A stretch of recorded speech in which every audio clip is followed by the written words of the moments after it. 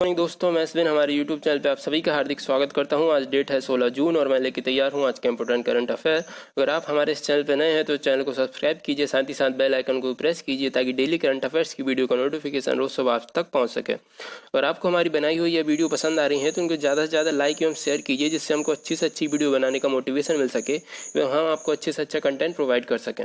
इसी के साथ हमारी ये वीडियो शुरू करते हैं। आज का हमारा पहला क्वेश्चन, हाल ही में भारत के सबसे वृद्ध फर्स्ट क्लास क्रिकेटर का निधन हो गया है, वह कौन थे? तो ये थे बसंत राय जी। बसंत राय जी ने अपने करियर में कुल 9 मैच खेले थे, 9 इंटरनेशनल मैच खेले थे, जिनमें उन्होंने 277 रन बनाए थे।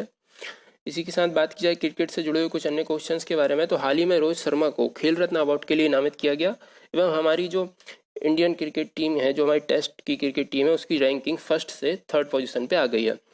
इसी के साथ हम बढ़ते हैं हमारे अगले क्वेश्चन की तरफ। हाल ही में किस दिग्गज बॉलीवुड अभिनेता को बिहार सरकार द्वारा बिहार खादी ब्रांड का ब्रांड एम्बेसडर बनाया गया है? तो यह हैं पंकज त्रिपाठी जी। जैसा कि आप सभी इनको जानते हैं, कालीन भैया के रूप में मिर्जापुर सीरीज में इन्होंने काफ़ी उम्दा एक्टिंग की थी। ये पटना बिहार के खादी और देश के सबसे बड़े खादी मॉल का प्रचार करेंगे। राज्य के मधुबनी जो खादी है उसका पूरे देश में प्रचार किया जाएगा। अब बात की जाए बिहार की, तो बिहार के जो सीएम है वह है नीतीश कुमार, गवर्नर है फागू चौहान। बिहार का शोक कहा जाता है कोसी नदी को एवं बिहार में नालंदा यूनिवर्सिटी है। नालंदा यूनिवर्सिटी की पुनः स्थापना की गई है 1 सितंबर 2014 को एवं इसके जो चांसलर हैं वह हैं विजय पी भाटकर। और मरियाना ट्रेंच पर तक पहुंचने वाली पहली महिला बन गई हैं, तो यह बनी है Kathryn D Sullivan. Kathryn D Sullivan NASA की पूर्व अंतरिक्ष यात्री व भूविज्ञानी है। यह मरियाना ट्रेंच पर पहुंचने वाली पहली महिला बनी है एवं इन्होंने 35,810 फुट के गोते के साथ चैलेंजर द्वीप में उतरी थी एवं यह अंतरिक्ष में चलने वाली पहली अमेरिकी महिला भी हैं। इसी के साथ बात की जाए मरियाना ट्रेंच की, तो यह स्थिति है मरियाना ट्रेंच की, जैसा कि आप देख सकते हैं। यहाँ पर है Japan, Taiwan, Philippines, Papua New Guinea. इससे आप मरियाना ट्रेंच की स्थिति का अंदाजा लगा सकते हैं। इसी के साथ बात की जाए ऑप्शंस के बारे में, तो क्रिस्टीना लेगार्ड वर्तमान में यूरोपियन सेंट्रल बैंक की प्रेसिडेंट है एवं एंजेला मर्केल यह वर्तमान में जर्मनी की चांसलर है। इसके अलावा उर्सुला वॉन डेर लेयन ये यूरोपियन कमीशन की प्रेसिडेंट है। इसी के साथ हम बढ़ते हैं हमारे अगले क्वेश्चन की तरफ। हाल ही में किस शहर में फ्लड वार्निंग सिस्टम आई फ्लो लॉन्च किया गया है? तो यह शहर है महाराष्ट्र का मुंबई शहर। यह जो सिस्टम है यह 3 दिनों पहले मुंबई को बाढ़ की चेतावनी दे देगा, जिससे वहाँ के जो प्रशासन है उनको बाढ़ में जो होने वाली हानि, जो संपत्ति की हानि होती है एवं जो जानमाल की हानि होती है, उसको बचाया जा सकता है। इस फ्लड वार्निंग सिस्टम को केंद्रीय पृथ्वी विज्ञान मंत्री हर्षवर्धन ने महाराष्ट्र के मुख्यमंत्री उद्धव ठाकरे के साथ मिलकर लॉन्च किया है। अब बात की जाए महाराष्ट्र की, तो महाराष्ट्र के सीएम है वह उद्धव ठाकरे, गवर्नर है भगत सिंह कोश्यारी। यह महाराष्ट्र की स्थिति है इंडिया के मैप पर, जैसा कि आप इसको देख सकते हैं। यूटीआई म्यूचुअल फंड के नए सीईओ बने हैं, तो यह बने हैं इम्तियाजुर रहमान। इसके पहले यूटीआई म्यूचुअल फंड के कार्यकारी मुख्य अधिकारी के रूप में से अपनी सेवाएं दे रहे थे। बात की जाए ऑप्शंस के बारे में, तो ब्रजेंद्र नवनीत इनको वर्ल्ड ट्रेड ऑर्गेनाइजेशन में भारत के राजदूत के रूप में नियुक्त किया गया है। जावेद इकबाल बानी इन्हें जम्मू कश्मीर उच्च न्यायालय के मुख्य न्यायाधीश के रूप में नियुक्त किया गया है। एवं अनिल बलूरी जी ये गूगल क्लाउड इंडिया के नए वरिष्ठ निर्देशक के रूप में नियुक्त किए गए हैं। इसी के साथ हम बढ़ते हैं हमारे अगले क्वेश्चन की तरफ। में भारत के अटॉर्नी जनरल के वेणुगोपाल को कितने साल का सेवा विस्तार दिया गया है? तो इन्हें 1 साल का सेवा विस्तार दिया गया है। इनका कार्यकाल 30 जून को खत्म होना था, जिसको बढ़ाकर अब 1 साल के लिए बढ़ा दिया गया है। इन्होंने 30 जून 2017 को मुकुल रोहतगी का स्थान लिया था। बात की जाए अटॉर्नी जनरल के बारे में, तो यह भारत का सर्वोच्च कानून अधिकारी होता है एवं वह सभी कानूनी मामलों में भारत सरकार की मदद करता है। एक तरह से यह सरकार का वकील होता है और यह आर्टिकल 76 के अंतर्गत आता है, तो इसको याद रखिएगा, इससे कई बार क्वेश्चन आ चुका है। जो हमारे फर्स्ट अटॉर्नी जनरल थे वह थे MC शीतलबाड़।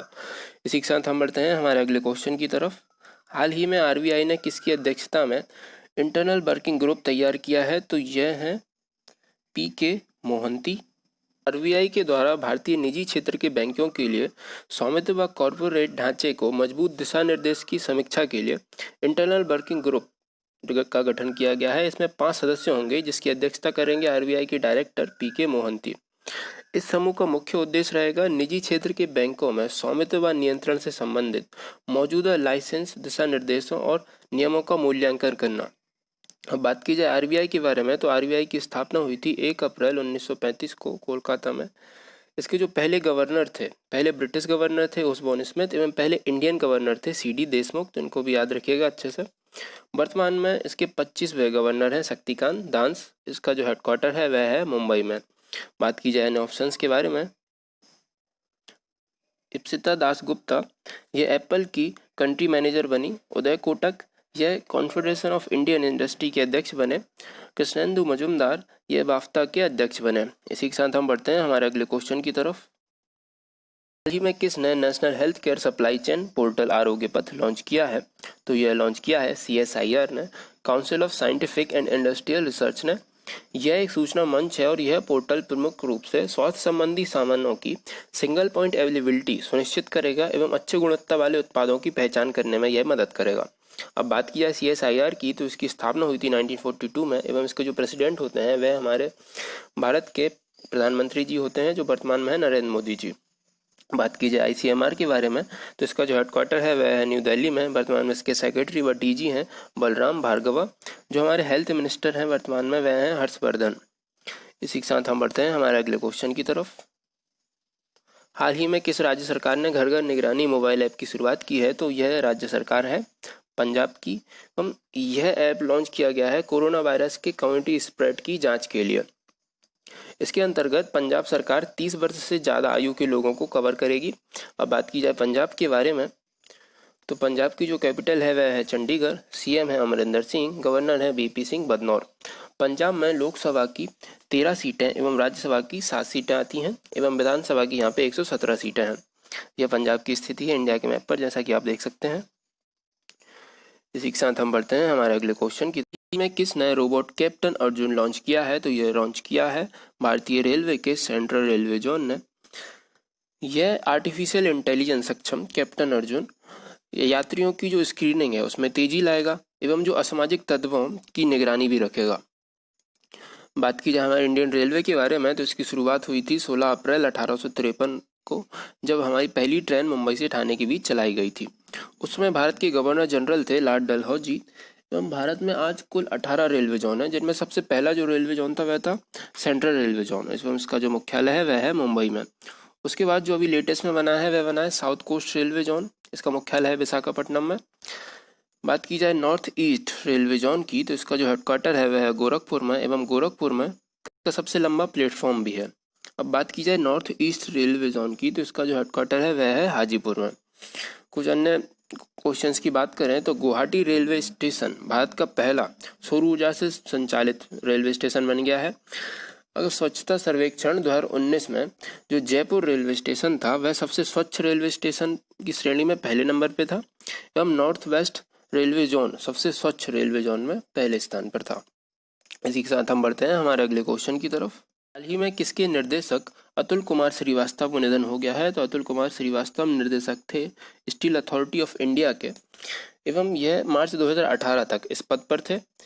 इन्होंने 35 सालों तक सेल में कार्य किया था और जो सेल है उसकी जो मुख्यालय है वह है न्यू दिल्ली में। इसकी स्थापना हुई थी 1954 में। वर्तमान में इसके CEO हैं अनिल चौधरी जी। बात की जाए ONGC के बारे में, oil and natural gas corporation, इसकी स्थापना हुई थी 1956 में। इसका हेडक्वार्टर है दिल्ली में। जो CEO हैं वह है शशि शंकर। बात की जाए NTPC के बारे में, नेशनल थर्मल पावर कॉरपोरेशन, इसकी स्थापना हुई थी 1975 में। इसका हेडक्वार्टर है न्यू दिल्ली में एवं वर्तमान में इसके CEO हैं गुरप्रीत सिंह। बात की जाए CIL के बारे में, कोल इंडिया लिमिटेड, इसका जो हेडक्वार्टर है वह है कोलकाता में। वर्तमान में इसके CEO हैं अनिल कुमार झा। यह सारी महारत्न कंपनियां हैं, तो इनको आप याद रखिएगा। इसी के साथ हम बढ़ते हैं हमारे अगले क्वेश्चन की तरफ। ही में किसे फिलिस्तीन गणराज्य में भारत के नए राजदूत के रूप में नियुक्त किया है? तो नियुक्त किया है शंभू S कुमारन को एवं यह जगह लेंगे जगदीप मजुमदार की।